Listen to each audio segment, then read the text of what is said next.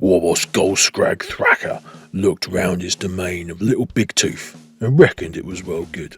The Grots had worked hard building some proper good Orky buildings once they'd cleared out that boring Umi rubbish. Now he was going to use the factories on this planet to build some more weapons and get ready for a proper big war into the stars. He thought the spiky boys were going to cause him some trouble, but as soon as they saw the rocket trails of the beaky drop pods and heard the telltale whine of the Tau jets, the Chaos lads fell in beside Gulskrag's boys, ready to fight alongside the Orks. That was okay. Gulskrag could have a nice punch up with the Marines and the fish heads, and then duff up the spiky lads later. It was turning out to be a good day.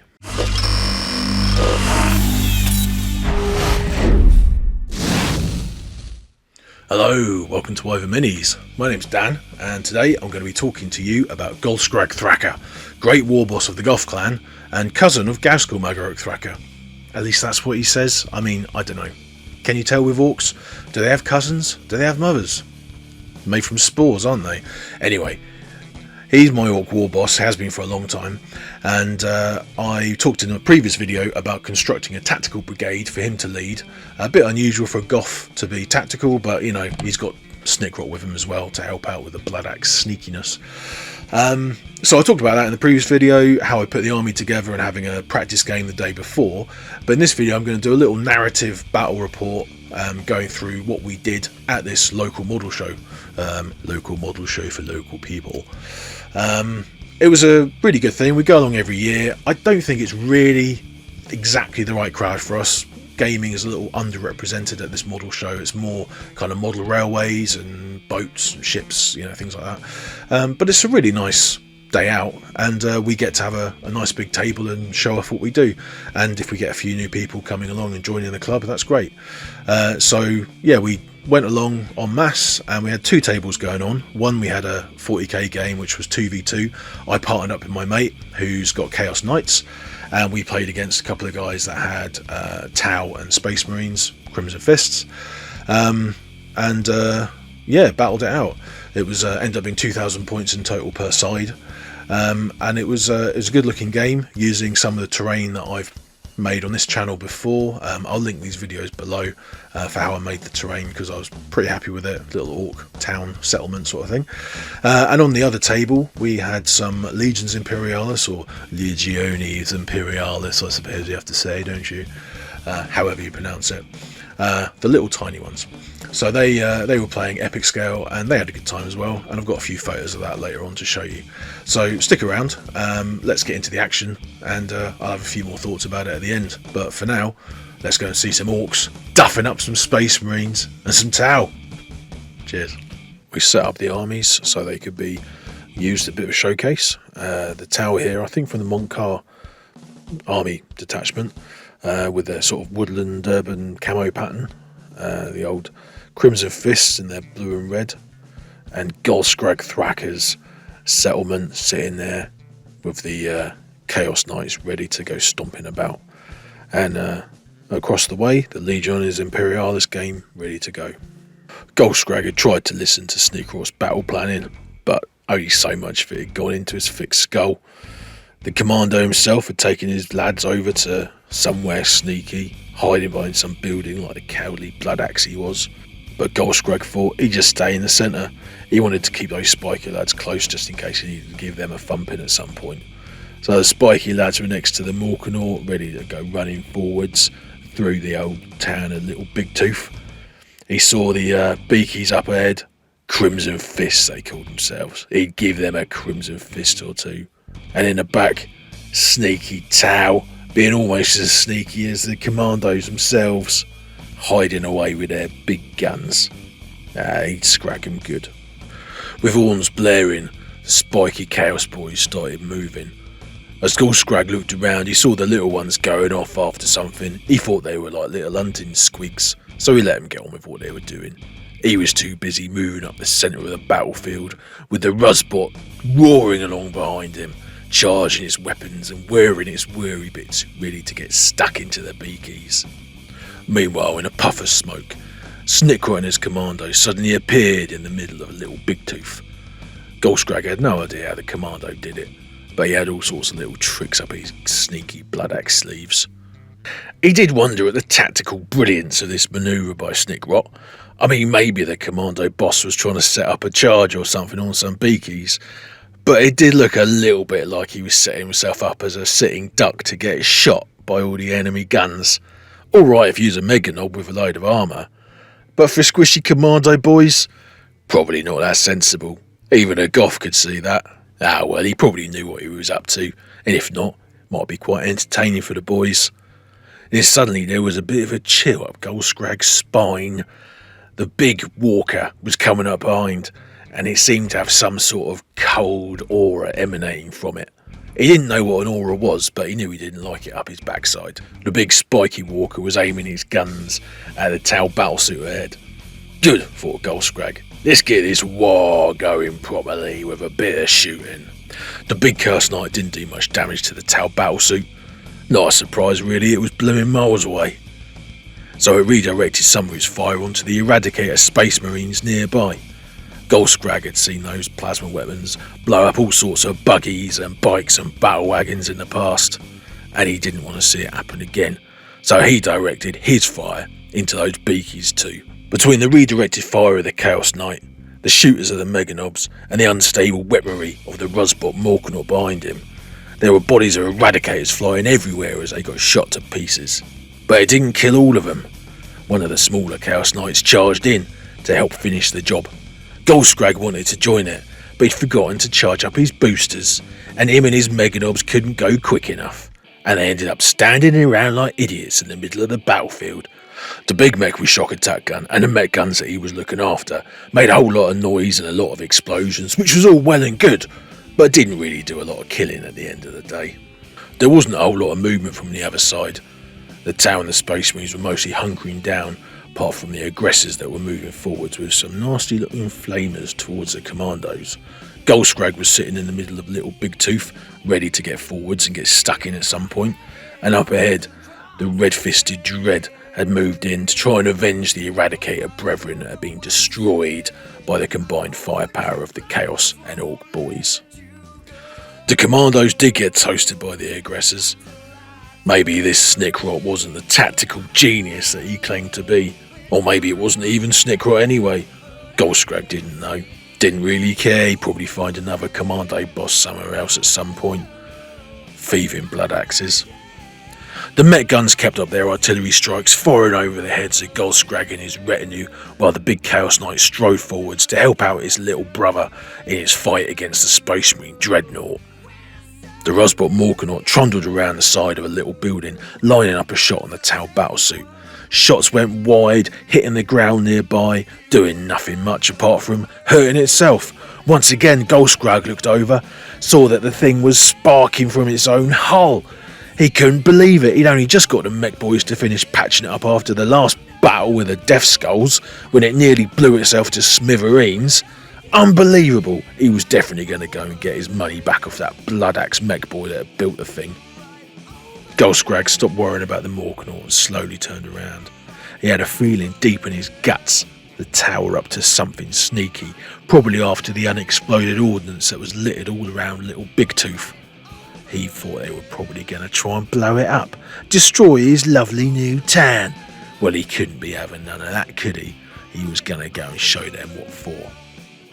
As him and his Meganob started walking back towards the mech guns, he felt static in the air. That meant one thing: a teleporter was activating somewhere. And that meant more sneaky beakies to kill. He knew there wasn't many of those beakies here already, and whenever you found some of them, you'd turn over a rock and find some more. That was a good thing about beakies: there was always more of them to kill. Of course, his instinct was right. Some intercessors and terminators had turned up back near the mech guns. The intercessors immediately turned their bolt rifles on the artillery pieces, shooting down some of the stunted greenskin crew. I mean, grots didn't matter, they were no good in a fight, were they? But who was going to press the buttons and shoot the guns if they was all dead? He had to get back there and do something about it, and besides, he'd fought terminators before. He knew they'd be up for a good old scrap. Gulskrag left the walkers to it. The big Chaos Knight decided to march past the Space Marine Dread and go after the Tau battlesuit and the little Tau fishheads around it, while the Morkanaut charged in to finish off the Dreadnought, which it did in spectacular fashion. Finally, the Ruzbot did something right. The Chaos Knight squared up to the Tau battlesuit, but the thing wasn't going down easy. It was much tougher than it looks, and it was backed up by a sneaky hammerhead tank that was poking its little nose out from behind a building and adding its firepower as well. The Chaos Knight was definitely outmatched by the two big guns, but it pushed the battlesuit back and it stomped on the Tau near the unexploded ordnance, claiming the objective for itself. Gulskrag wasn't too worried about what was going on with the big Chaos Knight. He was too busy having fun walloping on the Terminators. One of the small Chaos Knights decided to help, but all it did was really give something for the Terminators to smack with their hammers instead of his boys. Still, he was happy enough with that. He was having a good old time swinging his huge chopper. Once Gulskrag had dealt with the Terminators, he moved on to the Intercessors, who were still shooting up his mech guns. There was one aggressor left that was trying to flame the back of the Morkanaut, and there was still a fight going on between the Tau and the Chaos Knights. But he felt like he'd pushed as many of the enemy away from his settlement as he could. He'd taken a bit of a mauling, but he'd always be back for another go. So, I hope you enjoyed that narrative battle report. Thanks for sticking around. And let me know what you thought of it in the comments. I figured that was a better way to do it, to go through the broad brushstrokes of how the game went rather than the nitty-gritty of each dice roll. Thought it'd be more entertaining that way. And I didn't have the notes anyway to be able to do it. I really struggled with writing notes, filming the thing, playing the game, especially towards the end. That's why the footage of the last turn or two kind of wasn't really there, because we were really struggling to fit the last couple of turns in. So something to improve for next time, but hopefully it was enjoyable. Yeah, like and subscribe and all that kind of good stuff. But let me know what you think, and maybe I'll do some more funny voices in the future of different orc war bosses and whatever. Oh, and if you were really paying attention to the previous video, you might notice that in the warm-up game the war boss was called Thrug Bullneck, and in this one it was Gulskrag Thraka.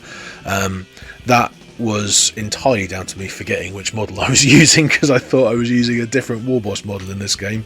But I think we'll say that he must have been waiting around and took over from Thrug. Maybe Thrug took a bullet to the knee or something like that, and Gulskrag took over. But anyway, they're orcs, they're always fighting each other and taking over, so that's all the fun of it.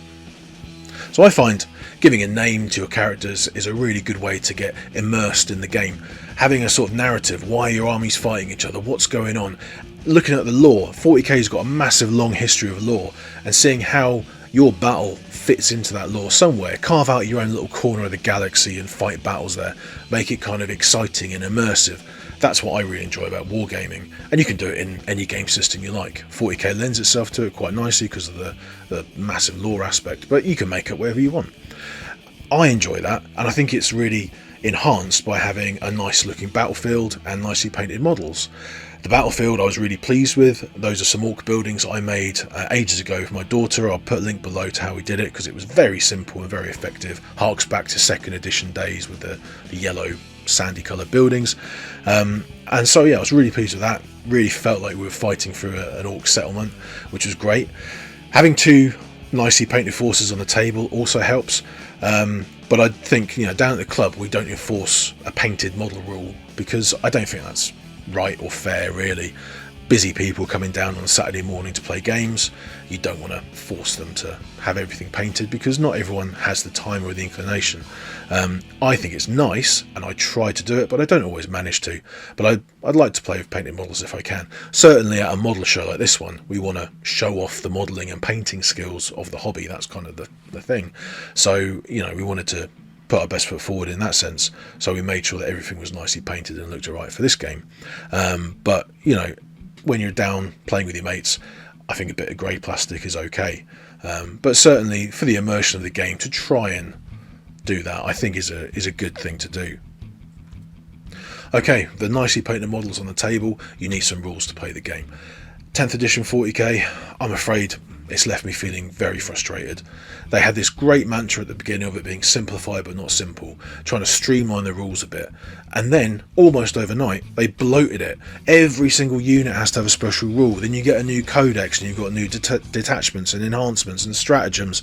You've got so many things interacting together, it's just too much, and it makes the overall game far too complicated and take too long to play. I mean, I don't think we're idiots, you know, I think we're quite good players, but we are busy people and it's difficult to learn all the rules all the time. So we're there thumbing through the rule book trying to find complicated rules and work out how things interact with each other, you know, and that's part of the reason the game took as long as it did.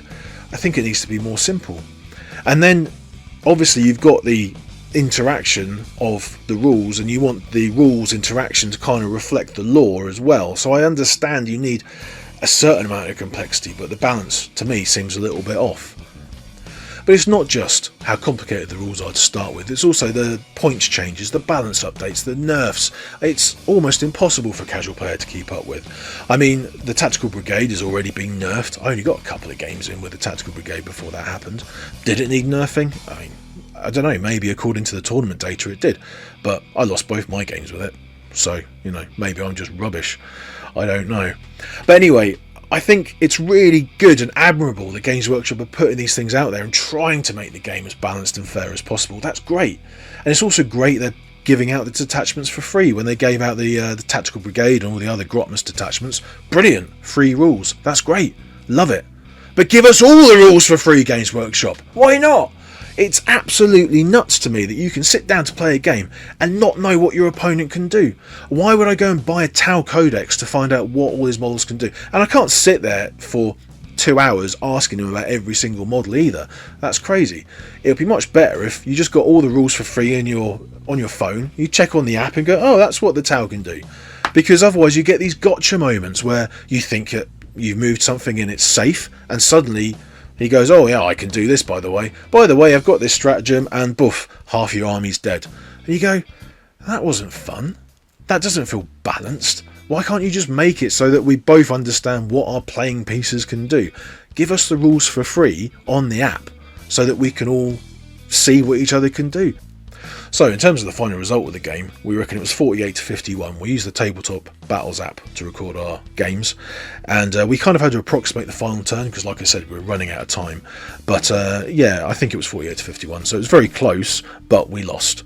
But the only reason it was so close is because we got an extra 20 points in the final turn, because we got our random secret mission, which was Shatter Cohesion. And that was lucky we got that one, because we'd spent all game pushing forwards and pushing them off the objectives. And in the final turn, we made sure they were off the objectives, so we got an extra 20 points. Otherwise, it would have been 28 to 51, an absolute thumping. So, you know, we managed to snatch a narrow defeat from the jaws of an even bigger defeat. Yay, go us! I do have to be honest, I was a bit disappointed by that result. I felt like we did as well as we could. We really tried hard to get the extra points and all that. But it felt like it was an uphill struggle, and that's how it's been feeling all of 10th edition against the shooty armies. If you've not got enough terrain on the board, which maybe we didn't, then you know the shooty armies can stand back and just pummel you to pieces, which is a bit of a shame. And that's what I found again and again. It's made it not feel so fun if you're trying to use Tyranids or Orks or Chaos Knights. You know, it feels like an uphill struggle, or it has done in our local club. So that's kind of why I found it quite frustrating in this edition. I also found it a bit frustrating in the day. I didn't get to see as much of the model show as I wanted to. I wanted to get some footage and some photos to share with you guys, because it's just a really nice thing. There were some really cool setups of model railways, from tiny ones to big ones and everything in between. There were some really nice ships, planes, loads of old Meccano for sale, old rusty Meccano they always have. So I wanted to do that, but we were just stuck playing this game because we wanted to get it finished, and it was taking far longer than I thought. So that was a bit of a shame. I took my daughter with me, and she had a great day. She was rolling a few dice for me and all that kind of stuff, but when her mum turned up to pick her up, had my other daughter with her, and the three of them went off and looked around the model show, but I had to stay on the stand, kind of talking to people and looking after our stuff and trying to finish this game off. So it was a bit of a shame. I didn't feel like I made the most of the day from that point of view. It was a good game, learnt a lot from it. I think hopefully some better strategies, not getting toasted by aggressors, you know, that kind of thing. I did throw those commanders away a bit, which was a shame, but you know, hopefully I took something away from it. Hopefully you've enjoyed the narrative aspect of it. Hopefully that will mean you'll come back and watch some more videos in the future. But yeah, it was good, but a bit frustrating at times. So I'll finish with a more positive note. Look at the other game that was going on, Legions Imperialis. We had some great looking Titans and some tiny Space Marines, some 3D printed bits which look pretty cool, which were being used as proxies. So I'll chuck some of those photos up on the screen to end the video on some pretty pictures instead of my face. So like and subscribe, and hopefully I'll see you on the next one. Cheers. So like with our 40k game, the Legions Imperialis game was 2v2. They started in opposite corners of the table and advanced across, a mixture of infantry and titans. The guys tell me that they like using the Imperialis rules for Titan battles. It's a bit less in depth apparently than Titanicus. And I've not played either game, which is a shame. I've got models for it because I got very excited when Titanicus came out, because I mean, just look at the Titans there, they're spectacular. So I got quite a few, but just never got around to actually painting the things up, which is a shame. I'd like to play both games, so that's definitely something on the cards, but you know, whenever I have time. Time management was an issue for these guys, same as with us. They only managed 2 battle rounds during the day, which maybe they had forces that are a bit too big, or maybe the game's too complicated. I don't know. I'm not familiar enough with it. But yeah, the same sort of issues we had with 40k, so it seems like it's not just a 40k thing. But anyway, the game looked great. They got quite a few inquiries, and yeah, hopefully we'll get a few more inquiries on this video if you like and subscribe. Cheers.